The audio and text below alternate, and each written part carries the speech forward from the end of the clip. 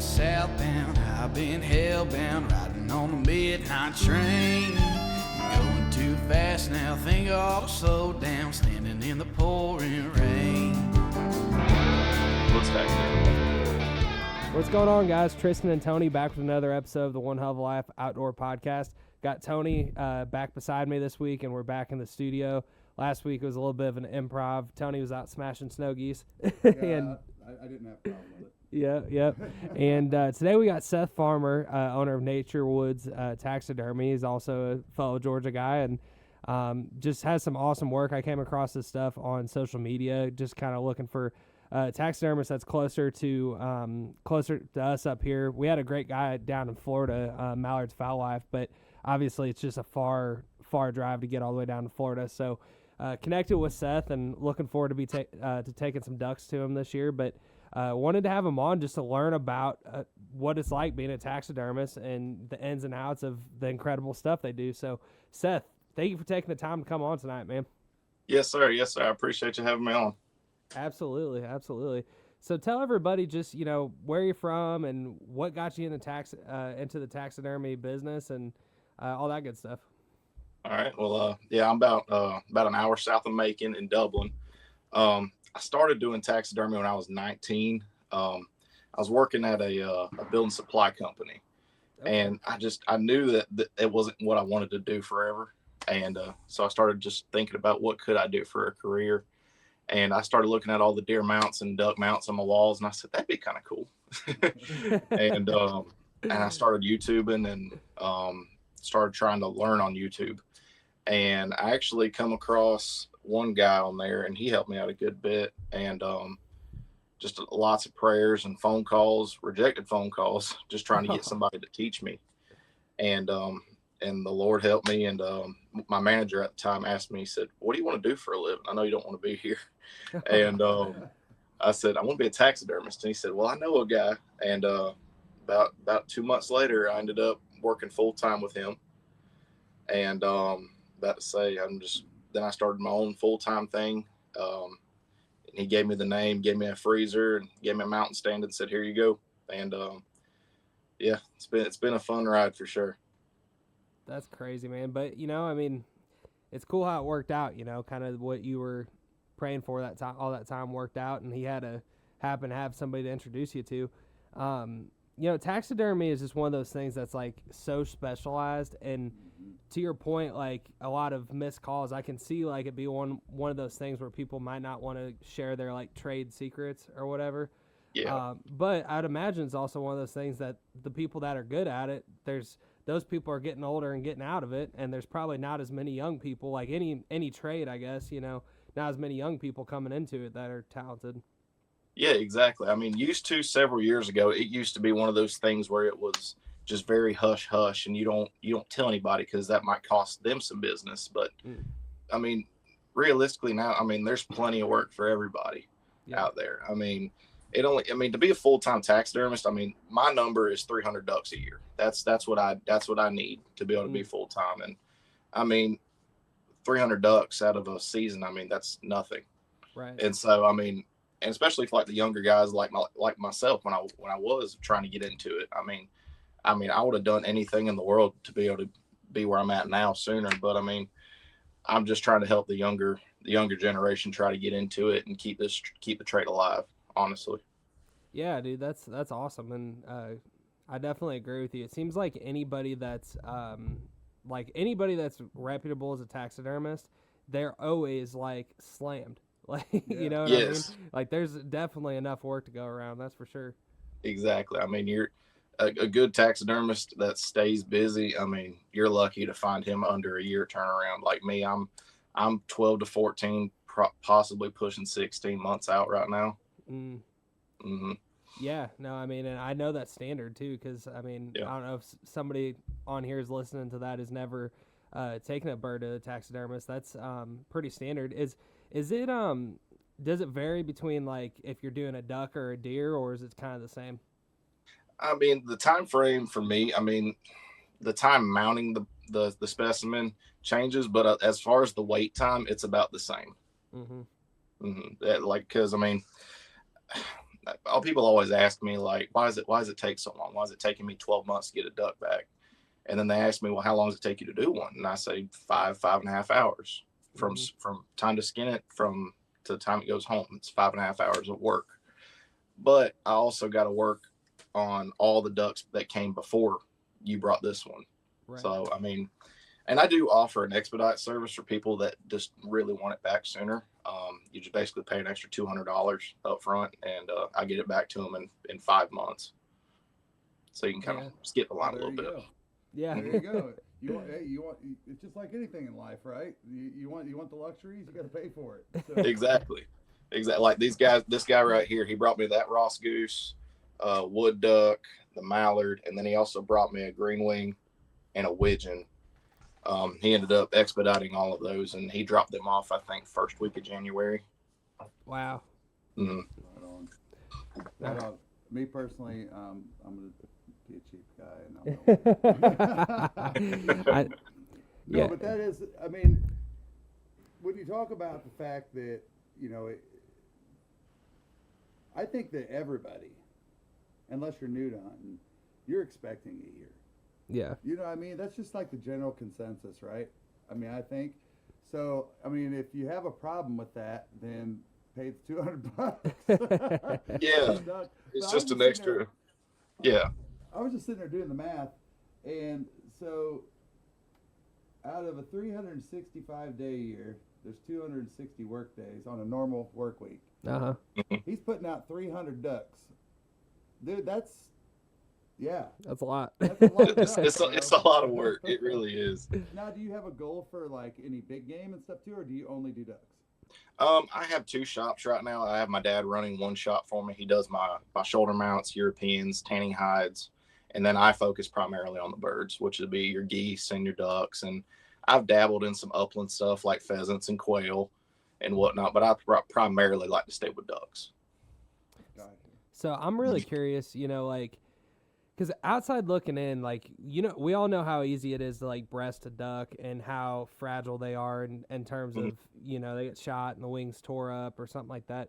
I'm just kind of curious, obviously there's not a visual demonstration here, but what is that process like from start to beginning? I mean, from the, it's amazing how you look at these mounts and it's okay, they had to get that off the bird, but you cannot tell where they cut it open and got the, you know what I mean? Exactly. Yeah.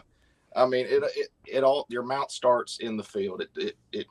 I've always heard from my first mentor, if you treat the bird like it's already mounted once you shot it, I mean, that you can't ask for any better. I mean, your bird mount's only going to be as good as your bird is. I mean, because we can't replace feathers. We can't fix shot wings. I mean, we can fix shot wing bones. We can't fix shot feathers.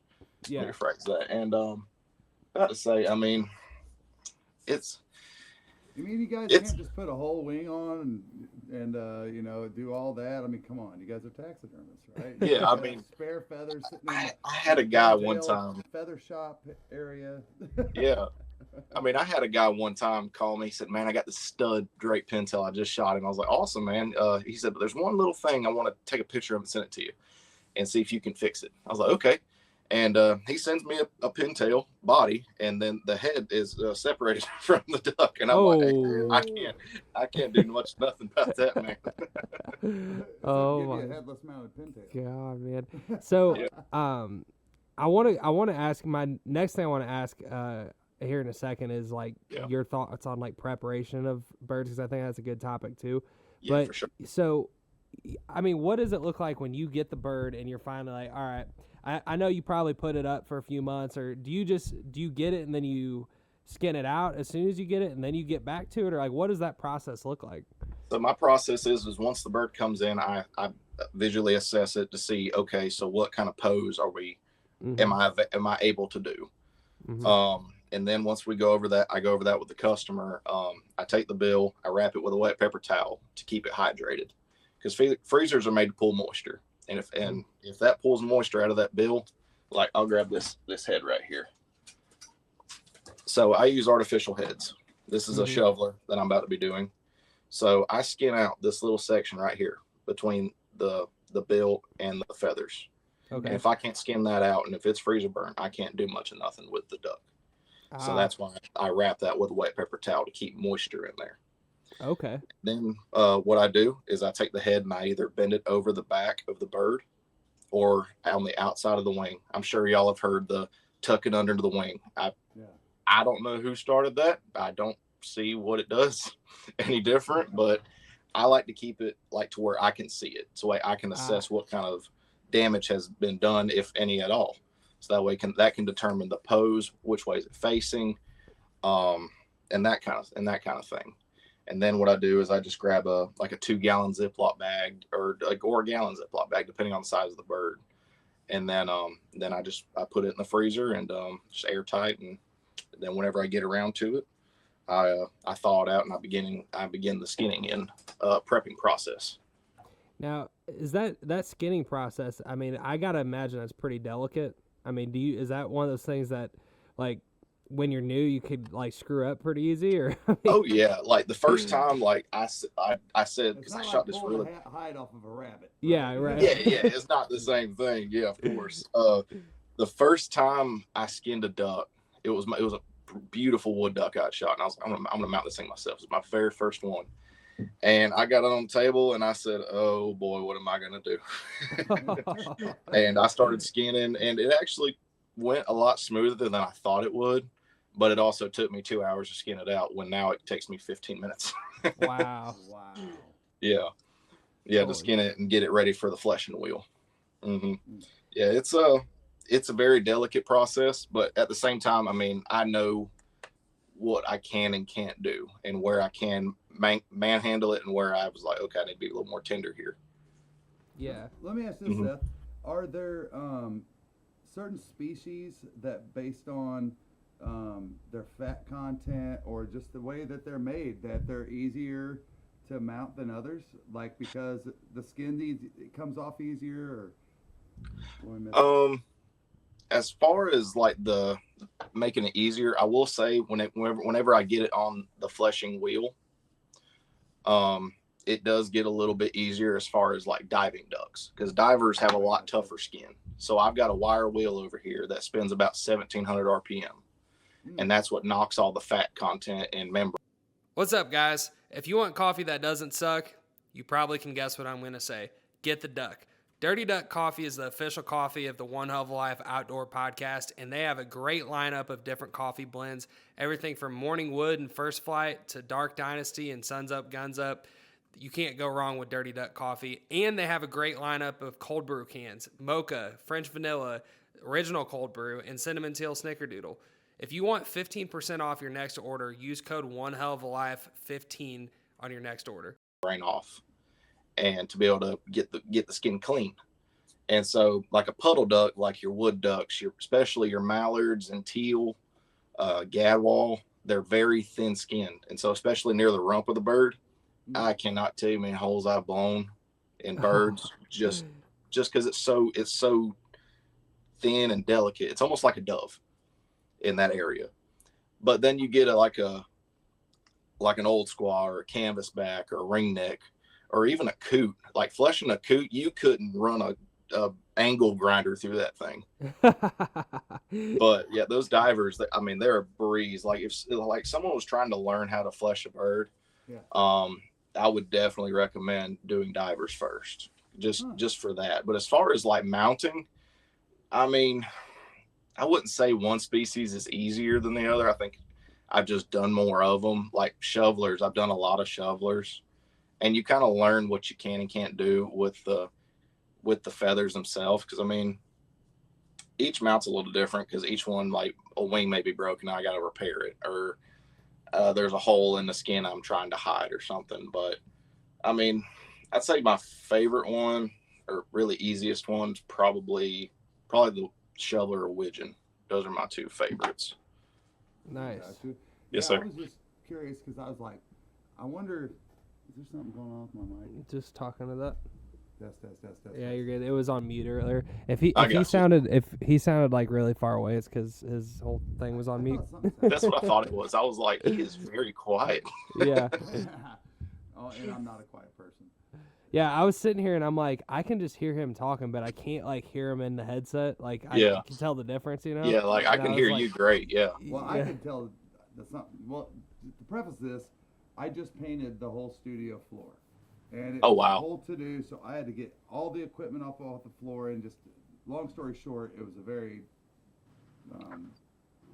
tedious process. Yeah. So you had a fun day. Yeah, you had a really fun day. I started it like 3 days ago, but I was like, I wanted to give it time enough to cure because I painted the floor, and I was waiting till 5 o'clock because I was like, I gotta wait because I don't want to walk on it at all. So then I started doing all this stuff, and of course it took way longer than I thought, and I ended up being about 5 minutes late, which is my fault.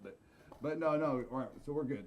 But no, I was just curious if like if you get this one kind of bird, you're just like, man, you're like, gosh, I'm doing those, or you get one that you're like, yes, I just wondered if like a bird, for sure. Like surprise, this will probably surprise a lot of people, but my least favorite bird to mount is a mallard drake. No kidding. I can't stand them, just solely because of how easy they tear. And just like how much, because once you release all that fat content inside of them, they kind of, what we say, blow up. They blow out, and so their skin gets wider. Okay. And so, especially if you get a big fat mallard, I mean, don't get me wrong, beautiful bird, I love them once they're finished, but that in between part, that is a aggravating thing. Now, when it comes to like that part where you got the duck skin, and like I've seen videos of like, I think you kind of were talking about it a second ago, but like, you're twirling the duck skin and like this thing, and there's like, I don't know, like some kind of dust or whatever. Like, what is that, I guess, process to getting that skin to a point where it's like, once I put this on this bird, it's not gonna like rot, I guess, if that's like the only way I can think to ask the question. I mean, do you salt it? Do you? Yeah. If there's a trade secret, don't share it, of course. But no. Like what's the? You're talking about skin prep. Yeah. Basically. Like what year you got to tan the hide and all that stuff. So yeah. So my skin prep's basically, once I skin it, I get every little bit of red meat out that I can. I take it over to my flushing wheel. I get all of the fat and residual grease off of the bird. And then once I get done with that, I take it to my sink, and I wash it, hot water. Because I mean, say you get butter on your fingers, what do you wash it off with? Warm water. So that's the same thing with the duck. So I'm using kind of not scalding hot, but pretty hot water, and just going through a couple rinses with Dawn dish soap, and then after a couple washes and rinses, and I'll switch to cold water, do a couple more Dawn washes.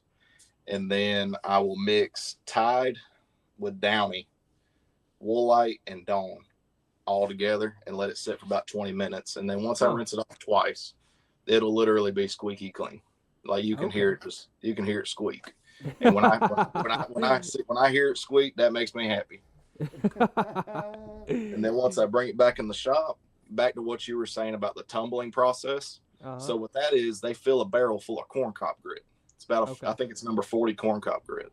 And what that does is it separates all those damp compressed feathers apart. So that way it makes blow drying a lot easier and a lot faster too. Okay. Yep. And then once I get that done, I grab my big old pet dryer and I just sit there and blow dry it.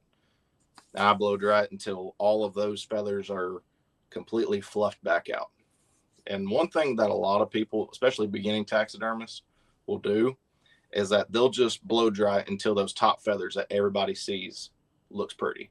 But the thing is that if there's feathers below that, your down feathers.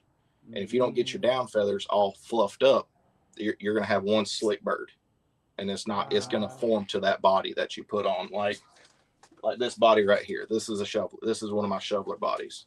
So once you put that skin on and there's no down to kind of hold it up, it's going to look just like that form. Whenever it's done. Freaking Cormorant. Yeah. Look like a water turkey. Yeah. Okay. No, that's interesting stuff, man. Yeah. When it comes to like, what's your take on preserving birds? Like how I know you touched on the thing about the tucking it in the wing. Don't judge me when I bring mine in, because that's how somebody told me to do it. It's all good. But what's I've heard people say yes, you should wrap the feet and the beak and all that with wet paper towel, and some people are like no. So like, what is your like standard? Like you're telling a client what they should do with their bird? I mean, my standard thing is, like I said earlier, wrap the bill. You don't have to wrap the head. Just wrap that bill. Okay. And then if you want to, you can wrap the feet. I've actually moved away from using the real feet, and I use an artificial foot now. They're basically they're casted feet of that duck, and I'll grab one right here. Let's see. So this foot right here is an old squaw foot. That is a casted old squaw foot. Wow. Okay. Made out of a resin. Mm-hmm. And basically what I'll do is I'll slip a wire in here. I'll measure where it goes to my knee and then to my hip, and then I can just set it on the body, and it'll kind of just hang off right there. Okay. But so I mean, if you want to wrap the feet, you can. If you don't, it ain't the end of the world. Okay. But my main thing, like I said, is wrap that bill, and then I'm sure you've seen people wrap them in grocery sacks and whatnot, and grocery sacks are a no-go. Yeah. They're not made to airtight. Yeah, they're not made to hold anything. Right. And so, I mean, my what I tell everybody is, if it's a smaller bird like your wood ducks, your teal, gallon Ziploc bags. If you go to Kroger, you can find 2-gallon Ziploc bags. They work really good for bigger birds like Ross geese and mallards and whatnot. Yeah, that's kind of my basic kind of rules right there. Okay. Mm-hmm. And so what's like, and the reason I asked this, so like one of the ones I'm bringing. What's up, guys? Tristan here. If you're like us, you need gear that's going to stand up to the elements and not break the bank. That's exactly what we love about Frog Talks. They just dropped their brand new Oxbow Waterfowl series, and let me tell you, this stuff is built for serious hunters who don't want to quit when the weather turns nasty. It's tough, lightweight, and waterproof. Everything you need when you're out there chasing ducks. If you're looking to upgrade your gear this season, head over to frogtalks.com and use code OneHellOfALifeOutdoors at checkout for 15% off your order. Is a redhead that I shot not this January, but the January before. So it's been in the freezer for, I guess, a year and 2 months, year and 3 months, something like that. But basically, like the way I've been doing it, I haven't been wrapping anything, but I've been putting it in a gallon Ziploc bag and then like taking the bag and like, or maybe a 2-gallon, and kind of wrapping it around it, getting it airtight, and then just kind of loosely taking like masking tape and just kind of like to secure the bird, not like compress the bird, but wrap it kind of like that. That's awesome. Do you think awesome. Like, what's the longest they can last like that? I mean, do you think that's that bird will give you any problems? I don't think so. I mean, unless it's something with shot damage or just something wild. Because I mean, I've had them packaged perfectly and they freezer burn in 5 months. Wow. But it's one of those things. I mean, birds can last sometimes if they're packaged not properly. They'll last 2 months and they're freezer burnt. Wow. But I mean, I've had some birds last 6 years. Holy cow. Like this wood duck right here. I mean, it was in the freezer since I think 2018. Oh my gosh. Yeah, it's been in there for a minute. Wow. Or 2019. Yeah. Yeah, it's been in there for a minute. And I mean, it turned out awesome. I mean, I had to do a little bit of rehydration to it just to kind of get the skin back flexible. Mm-hmm. But other than that, I mean, it worked out pretty good. But there is, unfortunately, like I said, some cases where I got to let the guy know, call him and say, hey, man, this bird's no good. And in that case, I have to just give him his refund and tell him, hey, I'd be happy to mount another one for you. Gotcha. Mm-hmm. I was just curious, like, what is there any like good in trying to vacuum seal it? I mean, automatically when I think about that, I think about it just squishing it and not being a good idea. But I'm just you'd be right. You'd be right. Yeah, you'd be right. So whenever I had a guy bring a duck that was vacuum sealed the other day, and I told him, I was like, hey, don't ever do that, because I mean, and he said, well, why not? And I said, I'll show you. So what the vacuum seal bag does is it leaves indentions on those feathers. Mm. It basically compresses it so much that it leaves indentions in the feathers, and it looks just mangled. Wow. And it won't ever fix itself. I got you. Yeah, but I mean, if you want to vacuum seal it, but like leave it to where it can still roll around a little bit in the bag, that's fine, as long as it's not completely compressed like you eat like a pork loin you got in the freezer. I got you. Now thinking of Ross Goose, just because I've got one in the fridge Okay. over there, and we were talking about it. So this just kind of came to mind.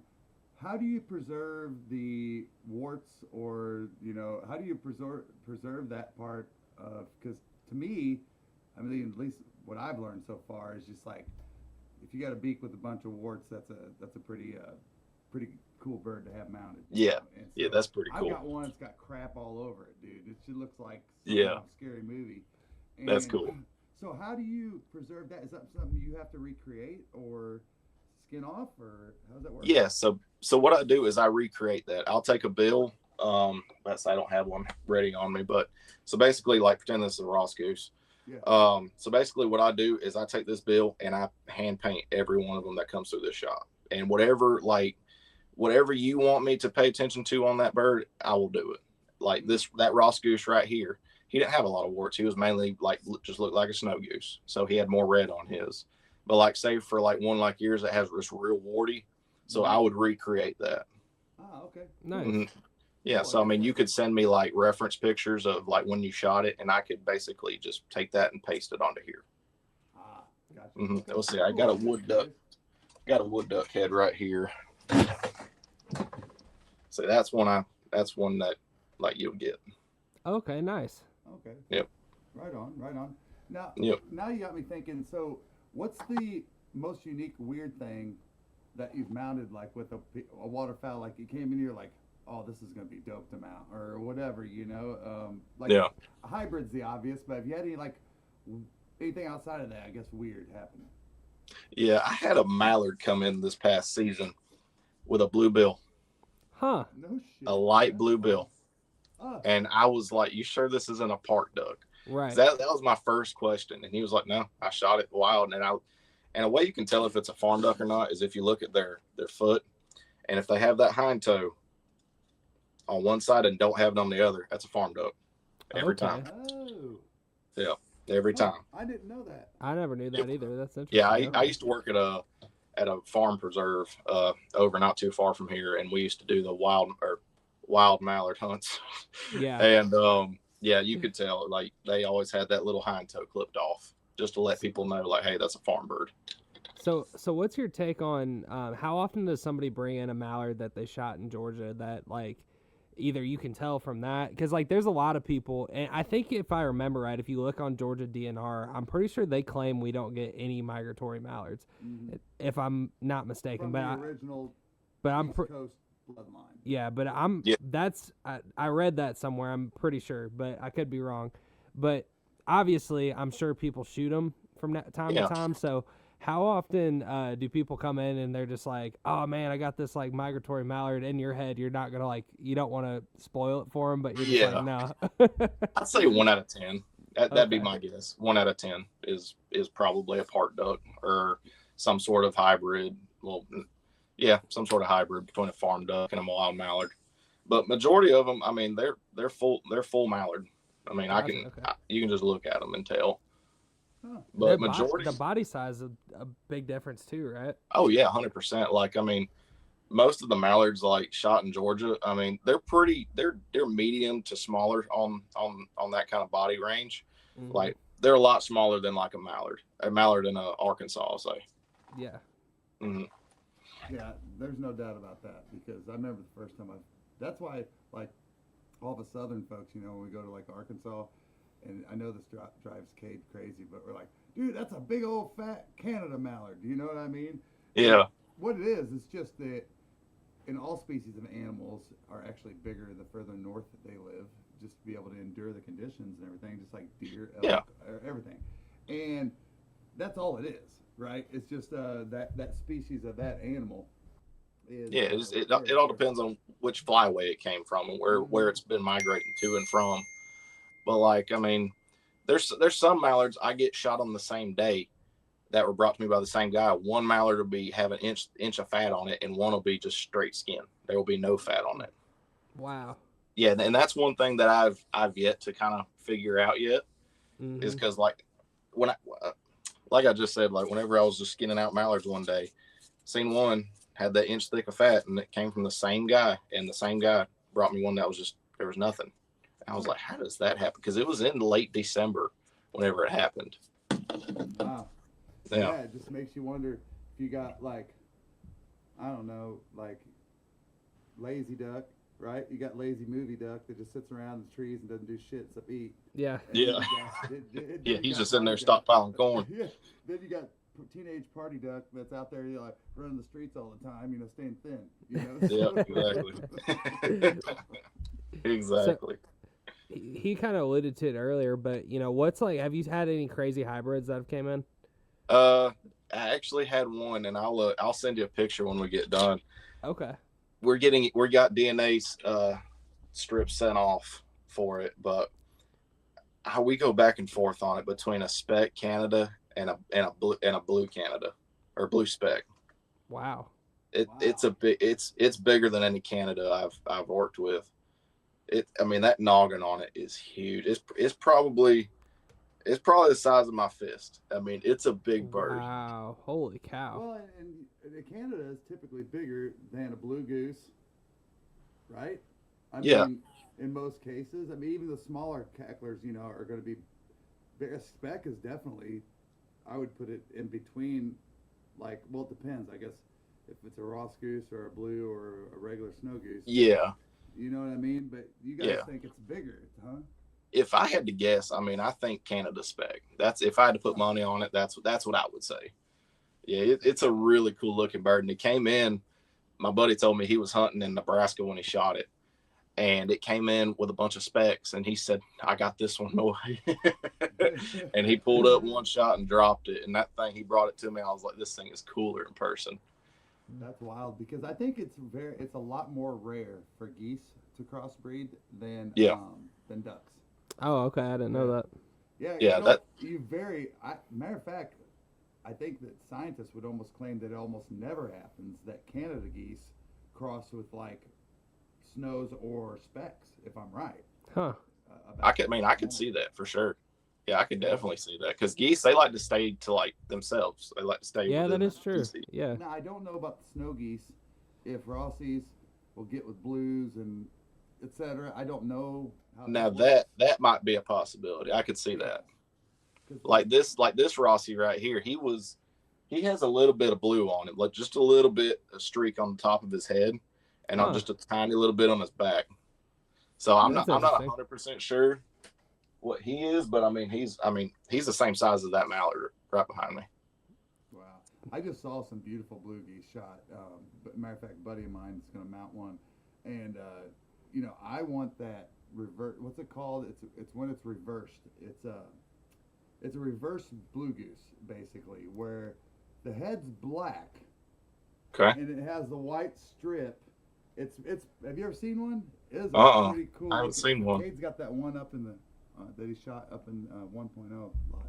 Yeah, I can't remember what it looks like. It's a really though. cool looking bird, but that's my bucket list one. That's pretty sick. Yeah. That makes I don't know if that happens as just a breeding rarity, or maybe it's a cross. Of one of those. We were talking about snow geese crossing. That just kind of got me thinking. But oh, go ahead, Seth.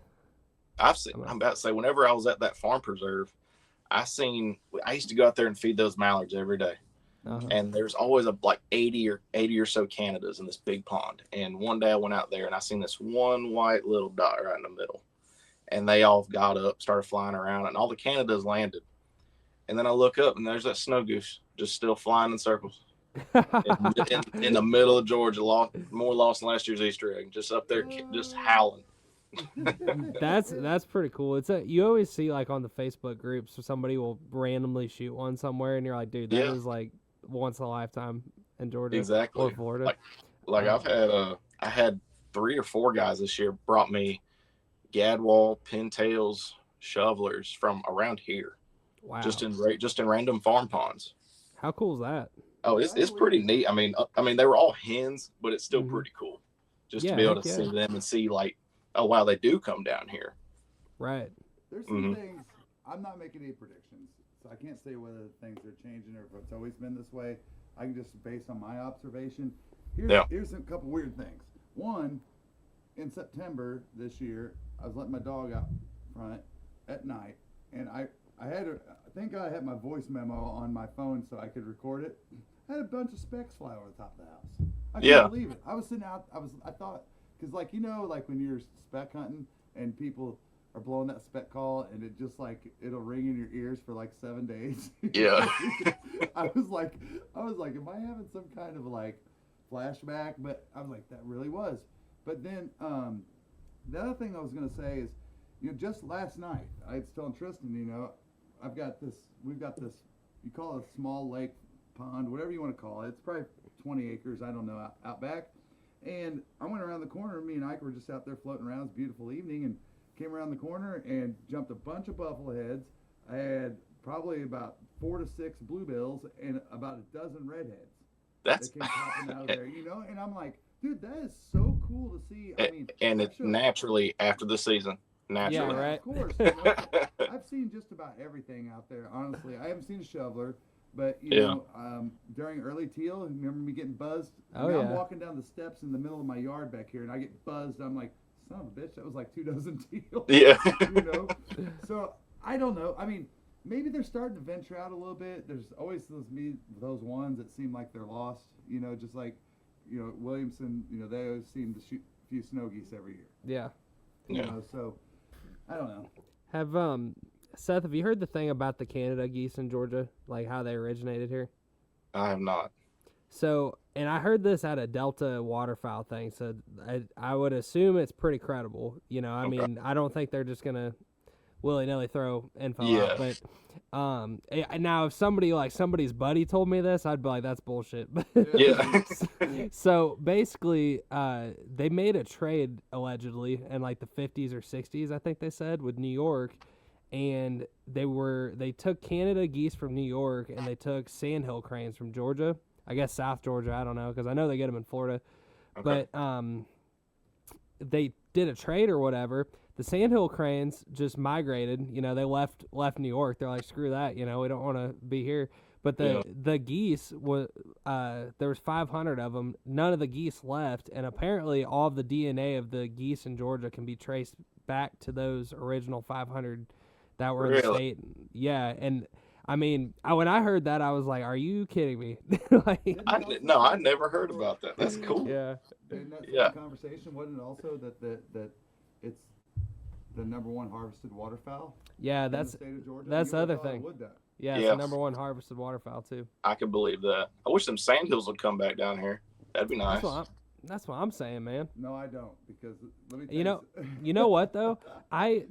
Two different times in like March, I've just been outside doing something random, and I hear when you hear sandhill crane, it's the most distinct water. I guess I don't even know if it's a waterfowl, but you know how distinct they are, like that sound. Yeah. And it sounds like a pterodactyl, and I just look up, and there's like way up. I mean, way up, like a hawk, up in the air, like on the thermals up. And sure enough, there's like a migratory group of sandhills, and I've seen it 2 different times here in Georgia. And I was like, I had no idea. I thought there was just a local population of them in Florida, and they just hung out all the time. But I guess they migrate to wherever they go. I don't know. So they're on the Ultimate Waterfowlers Challenge, correct? I don't know. The sandhill? I guess. I mean, they're a migratory bird. Yeah, I mean, they're definitely waterfowl. Yeah. So would that count them for waterfowl? I mean, isn't a blue heron waterfowl? Isn't a crane waterfowl? They're all waterfowl, right? Yeah, I would think so. I don't know. Their anatomy and their feathers, they remind me of upland more than waterfowl. That's my only thing. That's my only hang up about it. And so many people dry field shoot them, and quite honestly, like where we saw them a lot in Florida, a ton of them. We would be out hunting. They're like, there's a name for it, but there's like these floating islands that are in fresh bodies of water and brackish bodies of water. And what it is like you can literally walk through it, but what's scary about it is you feel like if you step through it, you might go into like, what's that Stranger Things movie, like the Upside Down world. Oh yeah. You might not come back. Yeah. That kind of thing. But they would sit out there on those things. And like Tristan said, they would just cackle like that so freaking loud. But I'm used to seeing, my point is, I'm used to seeing them in more of a water environment. Well, I don't necessarily, because most of the time when I see them, like when we're driving through, like my wife's mom lives in Orlando, sorry. But when we're going down there, you see them just like on golf courses, out in fields. Yeah. But I just Googled it, and the search assistant or whatever said sandhill cranes are often classified as upland birds rather than waterfowl. Although they do inhabit wetlands and are associated with water environments, they are distinct from traditional waterfowl species like ducks and geese. You can shoot them with lead. No, I'm just kidding. Well, you can't shoot them with anything out here. That's right. Here on One Hell of a Life Outdoors, Tristan said that's an upland bird, therefore you can. Never mind. All right, so Seth, when Tony brings you a sandhill here in the future, just don't say anything about it. I won't say nothing.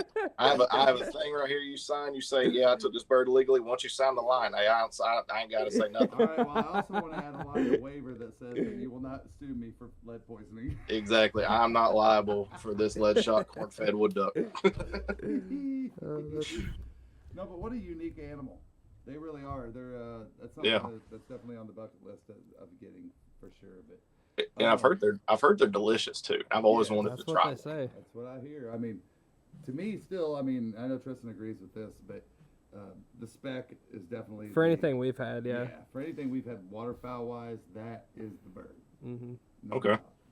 No Really? doubt about it. They're delicious, man. And AGFC, I've said it before, they've got an incredible recipe online that you can look up. It's with it's a raspberry adobo sauce, I believe, or cranberry adobo sauce. But you just follow that recipe. That's the first thing I ever made it other than salt and pepper. And my goodness, is it good? And it's super easy to do. Even dumb people like me can do it. So. Did you ever try? Have you ever tried a Canada goose? I've not tried either. them yet. I just went on my first honker hunt actually this year, and I couldn't take it back because I was flying back. But the guys, what they do up there in the North Illinois area is they take it and save it all and throw it in Instapot, and they make killer Italian beef and stuff like that out of it. But say I've done several things. I've done it like a wood duck where you just sear it and then slice it, and then I made an Asian sauce to go with it. Ooh. It was decent, but my favorite way to do them is make carnitas out of them. Oh yeah. That right there is my favorite way to eat a goose. No kid. Dude, I feel like that process of, because I've done, I don't know if I've done duck or anything like that, but I do deer like that a lot, and This winter, elevate your outdoor pursuits with Williamson Outfitters, offering professionally guided experiences along Florida's Forgotten Coast. From coastal duck hunting to inshore fishing, every Williamson Outfitters trip is led by a seasoned captain, delivering world-class adventure with true local expertise. From small private groups to large corporate retreats, Williamson Outfitters' fleet of well-equipped boats and experienced guides provide first-class winter outdoor experiences for sportsmen of all ages and skill levels. And for those planning ahead, Williamson Outfitters is already booking spring and summer charters. Secure your fishing, flounder gigging, and family adventure dates now before their calendar fills up. Call or text 850-251-8650 or visit floridaducks.com to reserve your outdoor experience. Williamson Outfitters, making the Forgotten Coast unforgettable. do tacos with carnitas or whatever. Yeah. And that process of slow cooking that meat, and cooking it with the seasoning and stuff, it doesn't matter what meat that is, it's all going to end up tasting amazing at the end. Exactly. It's just something about that process. I don't know. Yeah, I like to do different recipes other than the poppers and whatnot. Me too. So what I done, we went dove hunting several times. We ended up bringing back I think 30 between me and my buddy and one more person, and I ended up making dove popper quesadillas. Ooh. Which you marinate the dove breast, cut up in, it was ranch, Worcestershire, and pickle juice overnight. Oh. And then you throw it in the oven, let it bake. And then you mix all the ingredients like your jalapenos, your cheese, cream cheese, all that good stuff. Then you mix that up, put it on a tortilla, and then put your dove on there, and then just put it on the stovetop. Uh-huh. That right there is so delicious. Goodness, I can't wait for dove season. Holy cow, dude, that sounds awesome. I think Yeah. I think a lot of people teach their own, however you want to eat, with the harvest, nothing wrong with that. But No. I'm kind of with you. I feel like a lot of people are just missing out. And I say this in a sense of you don't know how awesome it can be. Some Exactly. of these recipes, man. Like I'm with you. I try to do all kinds of different stuff, and one of my memories on Facebook today was a year ago. I did venison pho. So like, I don't know if you've ever had pho like Vietnamese. Yes. I did it with deer, like steak or whatever, and God, it was amazing. Really? Yeah, man. I Yeah, mean, I because gotta it's try just that now. yeah. I mean, it's you're basically everything's the same as like the the broth and everything you're doing is like pho, and then deer steak. Everyone knows that Yeah. tastes good, so that's basically Exactly. it. Yeah, we done the same thing. We took some deer steak last night actually and made Philly cheesesteaks out of them. Oh yeah, Like I that, bet like that's with great. with the bell peppers and everything. Yeah, it turned out pretty good. I bet so. Yeah, Yeah. I mean, and honestly, I find a lot of times like when I like go back and fry something, besides quail is really damn good fried. Yes, But it is. like a lot of times when I go back and fry something like deer or whatever, I'm like, man, I wish I didn't do that. Yeah, it's like this is kind of not satisfying at all. Yeah, I know. No, dude, I was cooking me. This is the first year in a couple years, honestly, that I've had enough deer meat to just be a little gluttonous with it. Yeah. Where Yeah. I feel like, hell yeah, like every night I'm eating me some venison, Yeah. or ducks or something, and like I became such a psycho on the temperature, like I was doubting my temperature gauge last night, and I was like, dude, I think it's reading like a couple degrees too low. Oh my Because god. I would cut my meat out. Only this OCD guy Yeah, would but be I like, cut oh, my it's a meat- couple Dude, I deep. would get my meat cut out, and I'm like, I've done it so much, like now that I'm like, dude, that looks like 134 degree meat Oh, versus 125. you're You know losing. what I'm saying? You're losing me. Yeah, dude. No, I'm serious. I'm See, serious. I need somebody like you to cook my steak because Yeah. nobody I can will seem to not- cook the way I want a steak cooked right. Because I like mine blue rare. That's how I like. Okay. That's how I like to eat my red meat is blue rare. So you just want it like basically kissing each side, and then or is Exactly. that- Like yeah, a yeah. minute and a minute, and I'm good to go. Gotcha. Okay. Yeah, I guess you just kind of get to where you want the best flavor out of it, and there's no doubt about it. I'm immediately disappointed in myself when I overcook meat. That's just Mhm. I won't let it happen. Like I'll put my phone on silent to make sure I time it just right. So I'll try to keep this story quick, and I'm not gonna name any names, but Okay. we were going to just like hog hunt with one of our good buddies, and the landowner, has this cabin, and our buddy is part of the deer lease or whatever, and he's like, yeah, man, you guys can come up in the springtime or whatever. We'll try to shoot some hogs or whatever, and just have a good time. We're like, all right, sweet. And he's an older guy, super nice or whatever, but probably one of those guys that just fries, everything or whatever. And at the time I was like trying to like diet real hard and stuff, so I'm primarily just eating like meat and veggies anyway. But like I brought some deer loin and a couple ribeyes and stuff, and I'm like, we'll just cook it all up and call it a day. Well, the night kind of dragged on a little bit, and I guess he decided he was ready to eat, and it's his property, so I'm not gonna tell him what to do or whatever. But we went to do something, set up for the pig hunt or whatever, and came back, and he's cooking the steaks that I was gonna cook, and I was like, okay, well, fair enough, it's his property, whatever. And we're in there eating them, and I mean, this loin is just and ribeye is just tough as hell, and the seasoning sucks, and we're all sitting there suffering through these steaks, and he said something like, well, next time, boys, we'll do it up right on the food. And I'm just thinking in my head, I'm like, if you would have let me cook, we would have done it up right. But Oh, okay. No, I hear you, dude. We were just like, oh no. But we had a great time, and that's a funny story to You remember. remember about what time y'all got to eat? It was probably about close to 10. It was bedtime for him for sure. I've had that same experience. We went over to a guy about an hour away from here. He's an older fella. And he said, go out to them ponds and catch you a mess of crappie, and I'll fry them for you. I was like, so we spent from like 12 to 5 catching crappie. I mean, we come with a cooler full. There wasn't but like 15 of us. And he's like, all right, well, get them skinned out, and I'll come back and fry them. And we got done skinning about 6:30. And then we'd all just start talking. And I'm sitting there, 7 o'clock, and it's time to eat. No, 8 o'clock rolls around. No. 10:30, he says, all right, it's time. I guess it's time to fire up the grease. I was like, man, it's time for me to fire up the bed. I'm about to go to sleep. He got done frying all those fish at 11:30 that night. I'll never forget that mess.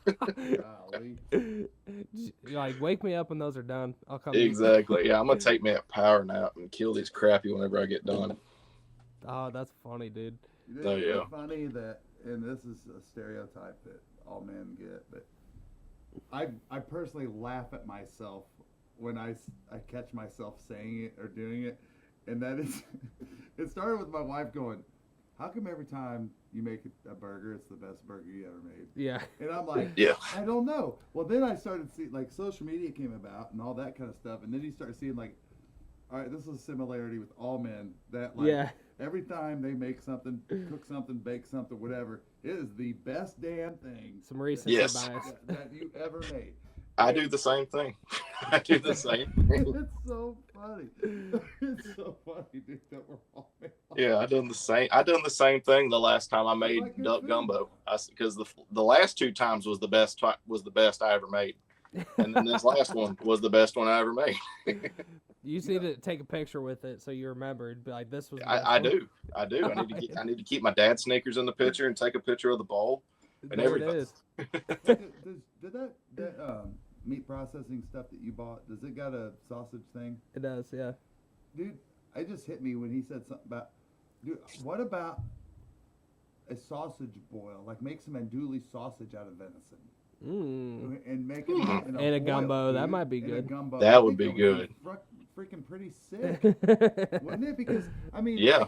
I was this dumb that when, like, I remember, like, one place that we took our meat to in Florida one time, Tristan, the guy was like, oh yeah, here, just take our custom seasoning pack and that'll be like breakfast sausage. And I'm like, no way. And it was just regular beef fat mixed with venison. We mixed that stuff in there, made some breakfast one morning. I'm like, I'll be son of a gun, that tastes exactly like Bob Evans, you know? Oh. But it was just a seasoning pack. So I don't know. I was just thinking maybe you could do that with the meat, and we need to make some sauce. That would be freaking pretty good. I'm pretty interested in that. I mean, I I love andouille sausage. I got a video I'm getting ready to post with shredded venison. I just did the most authentic way I could do enchiladas. Okay. And like, I went and bought like the authentic sauces, like in the international aisle or whatever. I just wanted to try to get as authentic because I'm pretty white as a person. And, you know, and I didn't want it to be like, all right, here's your cheddar cheese and your flour tortilla, you know, that kind of thing. So anyway, but I put it all together. I'm going to be posting that soon. But it turned out, so people don't know this, I quit smoking as of February 1st. And I haven't smoked since then. Well, my taste buds have been going like, I had no idea that I could taste this good. And so I really didn't. And honestly, when I made them, I saved a couple. I was like, man, I think I ruined these. I think I way over seasoned this crap. And here I'm going to tell people I can't even post this video because it's going to be way too much seasoning. People are going to be. I was telling them just to post it and say you screwed them up. Well, Yeah. he comes over and I said, hey, I saved 2 of these. I want you to try one and tell me if I overseason. He goes, no, I think it tastes fine. Yeah, they were great. Yeah, and, but all it was just my sensation of taste. I haven't had that all my life. I don't know, but all of a sudden I can taste real good, you know. And I'm like, I don't need as much salt and that kind of thing. So Yeah. it turned out pretty good. I recommend you trying it. But my next For thing, sure. I'm gonna have to try it with waterfowl. Yeah. So Seth, you know, I want before we get out here tonight, I want to drill back into a little bit more of the taxidermy stuff. And you know, is there any, like, do you do, like, because I know some people like take certain birds and be like, yeah, I'm gonna make that like a competition piece. Do you do any of that stuff? Yeah, I actually do. I actually have a piece right here. This piece right here that I'm working on right now. This is an old squaw body. Wow. Okay. And I have these metal reeds that I just got done painting. I've got to take all this paint off. And it's going to be my showpiece this year. And I'm going to have like some sand in here and put a couple of clamshells in there. And it'll be basically like an image of an old squaw swimming through the ocean. That's kind of what I'm that's going awesome. for right here.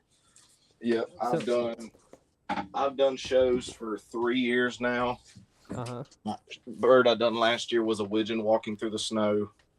Wow. And then I done a wood duck just sitting on a little piece of driftwood in like a water scene. What in those competitions, like what I mean, I imagine there's certain, like, I don't know, realism traits or whatever they're probably grading you on, but like how much of that comes to like creativity at the end of the day? I mean, all of it. I mean, you're at the end of the day, you're trying to capture one image of a duck's entire day, whether it be in flight, standing, walking, swimming. I mean, you're trying to take a whole sequence of motions that duck does and freeze it in time. And I mean, it really, like, especially on the lower end side of the competition, and I say lower end very loosely because I mean, everybody got to start somewhere. Yeah. So I mean, once you first get into it, I mean, you're really just trying to nail down your anatomy, your cleanliness of the bird, and just how well you know how the bird moves and how it behaves. And then once you get further up into like higher into professional and into master's division, then you're really trying to go outside of the box. Like I had a guy, his name's Kyle Landry. I mean, he is a jam up taxidermist in Louisiana. Okay. He done one. It was basically the metal reeds idea, but he ended up sculpting a widgeon out of clay and made it look like it was made out of bronze. Wow. And had a mounted widgeon running away from it. Wow. Holy cow. I mean, it was very complex and very, very cool. God, like some of the mounts that and I wish customers and people who don't do taxidermy could come see like the inside of the showroom and just be able to see like, oh my God, this stuff looks like it's alive. Oh, I bet we'd be blown away. Yeah, I mean, there's some of these birds and deer and bears and turkeys that I'm just waiting on it to blink or move or take a step. Because, I mean, it looks so good, and the attention to detail, I mean, is just out of this world. Now, is it true with ducks? Like, I remember one thing that, I've got some pretty decent deer that I had mounted by one guy, and I don't even know if he's still around anymore, but Illinois. But one thing he told me a long time ago is he's like, one of the most important things is the eyeball. And, yes. And that, I know that's with deer. That makes a giant difference. And I never realized it until he showed me, like the difference between a cheap eyeball and I want to say like the ones he were buying were like, they were expensive, dude. I don't remember what they were, but they were like, compared to what he was charging me for the mount, I was like, damn. I would be giving people the cheap eyeballs, Is that the same thing with ducks or anything? Like, does it make a difference? Yeah, 100%. I mean, yeah, your duck, like the skin and the feathers where they align and the movement of those feathers and bone structure inside the mount matters. But at the end of the day, I mean, when you look at a duck or look at anything, what's the first thing you look at? Their eyes. Yeah. And so, I mean, if you can get that eye to look alive, I mean, that's the main thing. Because I mean, there's a lot of people that use cheap eyes, and cheap eyes show. Yeah. And I mean, if you can get those eyes to look right, I mean, you can have a decent bird. But I mean, if your eyes don't look right, it's the mount's not going to look right. Yeah, that's a good point. Because like, if there's one little imperfection on like the wing or something or whatever it might be, like.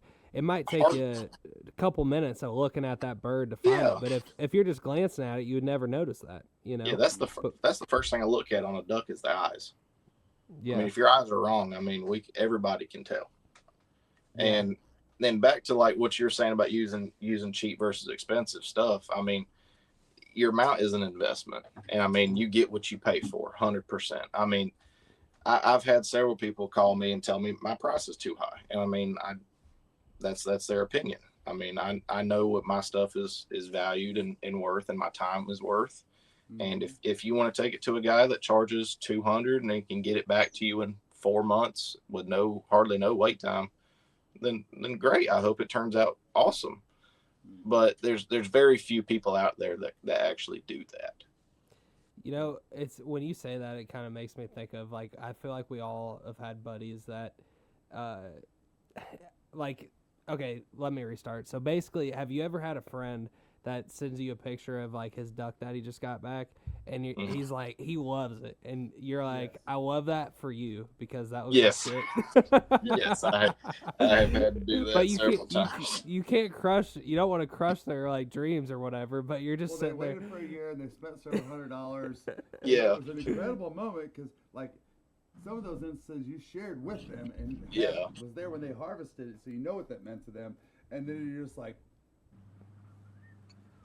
Yeah, I would imagine as a taxidermist, it's probably even more so. Like you notice these things, you know. Yeah, like I've had several buddies. Like I walk in their house and I see their deer that they have on the wall, and I've got thoughts in my head, and I'm keeping them to myself. Yeah, that's right. But once he says, "What do you think of them?" then I tell him, "Hey, that looks like a turd." Yeah. and then he's like, "Well, what do you mean?" And then I start pointing stuff out, and he's like, "Oh, you're right."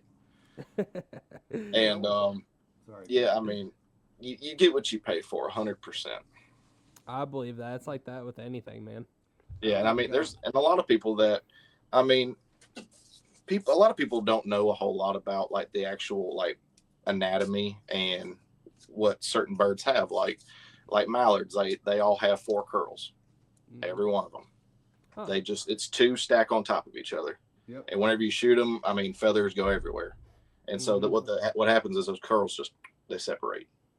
So I've had to disappoint a lot of people that tell me, "Hey man, I shot this 4-curled mallard." I'm like, no, you didn't. You're like, they're all that way. Just like a double sprig pintail, right? Yeah, it's the same thing. I mean, unless it's just a really young bird, they're all gonna have 4 curls or 2 pins. Yeah. So let's explore this just briefly before we get, because I think it's important. So quality does matter, and these parts and pieces that you buy, like you can go to AutoZone and buy a part, or you can go to Ford and buy a part, right? So exactly. So explain a little bit just for the person that, I'm trying to decide if I can afford this versus this, because at the end of the day, it comes down to how much money we got, right? But just like Tristan and I, for example, we definitely we enjoy that rare species of bird so much that we definitely are geared more towards the invest more for quality than this side. But I also understand there's folks on this side too that hey, they got to do this. Just give without giving away your secrets, but give an example of like some of the upgrades or some of the things that you might see in something like that you do versus a guy that does a good job, but maybe it's a lower budget type of deal. I mean, there's different alternatives to people who, I mean, don't get me wrong. I understand 100%. Not everybody. I'm not dismissing the artistic work because that's a giant piece of it, right? Yeah, I mean, it's all about. I mean, what is your time worth for the taxidermist? What is your time worth, and how well of a job do you think you can do? Because I mean, for a while, I mean, I stayed at the 200 mark. I mean, I didn't go up to 400 until this past season. But I mean, I've also spent a lot of money. I've probably spent $15,000 just on schooling. Yeah, because I've been to Mississippi twice. I'm about to go to South Carolina next month for another class. Holy cow, man. Yeah, I mean, it's just a constant learning, and I feel like I've put in a lot of time and effort to be able to get to where I am. And so, I mean, I feel as if that on top of the material cost, I feel like my shop rate meets the standard and quality of my work. Sure. But I mean, also, I mean, there is different alternatives for people who can't afford it. I mean, yeah. So I mean, I do offer basically it's from here, the chest up on a shotgun shell. I've done 1 or 2 of those. I do a little bit of feather art. I don't particularly like to do it just because it's so tedious. Yeah.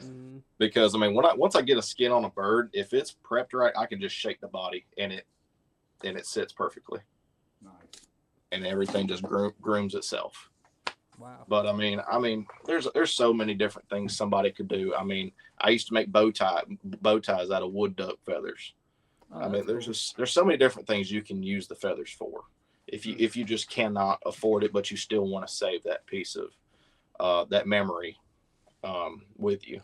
That's a good thing to bring up. To be quite honest, because I mean I know that I've been there myself, and especially with deer, because that's such a larger investment, right? I mean, I remember back when I was getting some of my deer done, it was like $350 in Illinois. Yeah. Now you're not getting out with any less than $750, $800, easy. Yeah.